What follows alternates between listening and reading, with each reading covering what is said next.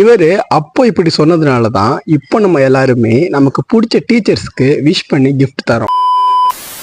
ஒரு நிமிஷம் இந்த கதையை கேளுங்களா. ஒரு ஊர்ல ஒரு சிறந்த எல்லாருக்குமே பிடிச்ச ஒரு ஆசிரியர் ஒருத்தவர் இருக்காரு. அவர் யாரு அப்படின்னு கேட்டீங்கன்னா, இந்தியாவின் முன்னாள் குடியரசுத் தலைவர், சிறந்த தத்துவ ஞானியும் கல்வியாளருமான டாக்டர் சர்வப்பள்ளி ராதாகிருஷ்ணன் அவர்கள் தான். இவர் ஒரு சிறந்த ஆசிரியரா இருந்ததுனால எல்லா மாணவர்களுக்கும் இவரை ரொம்பவும் பிடிக்க ஆரம்பிச்சிருக்கு.